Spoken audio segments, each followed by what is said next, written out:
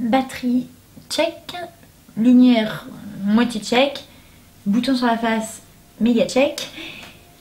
On y va, je te parle de Quand la nuit devient jour de Sophie Jomain. Alors Sophie Jomain dans ce livre nous parle de la dépression. Son personnage principal, Camille, souffre depuis toujours de cette maladie de façon vraiment super violente. Dans le livre on te retrace très rapidement l'horreur des années qu'elle a vécues et on arrive le jour de son genre 29e, je pense qu'elle est dans sa 29e année de vie, où elle décide de se faire euthanasier médicalement pour évidemment mettre fin à son calvaire. Voilà pour le résumé très bref parce que je pense que j'ai dit le principal. On va suivre l'avancée de sa démarche, le fil de sa pensée aussi.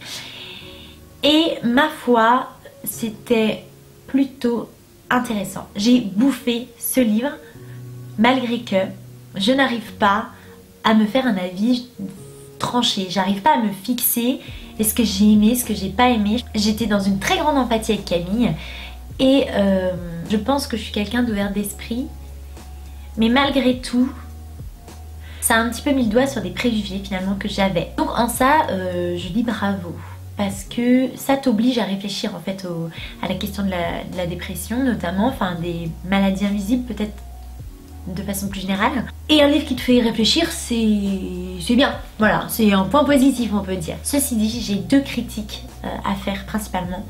Un, j'aurais aimé avoir un point de vue plus médical. C'est-à-dire qu'on est avec Camille dans sa souffrance, beaucoup, tout le temps. Et parfois j'aurais aimé qu'il y ait un petit peu plus de recul, un point de vue plus extérieur, plus professionnel, en fait pour contrebalancer, pour équilibrer un petit peu celui de Camille.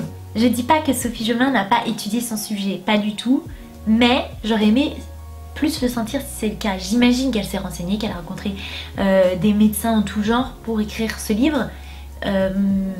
J'aurais aimé le sentir davantage. Et le deuxième point négatif, c'est qu'il y a un moment dans le livre, ça dévie. Ça dévie vers autre chose, il y a un élément qui arrive dans le bouquin et d'un coup, bim, c'est ça qui a le plus d'importance. Et j'ai trouvé que ça prenait trop de place en fait. Donc j'ai eu l'impression que c'était peut-être un moyen d'accrocher le lecteur. Moi je me suis sentie un petit peu comme ça. Tiens, je te mets un peu de ça, t'aimes bien, ça va te faire plaisir. Quant à la fin, j'aurais aimé un plus grand parti pris. Voilà, j'ai trouvé que ça s'esquivait un petit peu. Et ceci dit, voilà, je l'ai dévoré, je l'ai trouvé intéressant. Et c'est typiquement le genre de livre que j'aimerais que tu lises juste pour venir m'en parler. Juste pour en parler avec moi et pouvoir entendre ton avis dessus. Donc si jamais c'est déjà le cas, n'hésite pas, je suis super curieuse.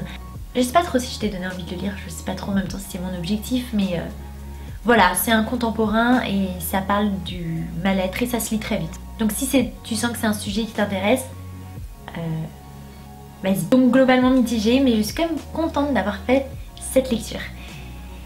Bah voilà, à très vite.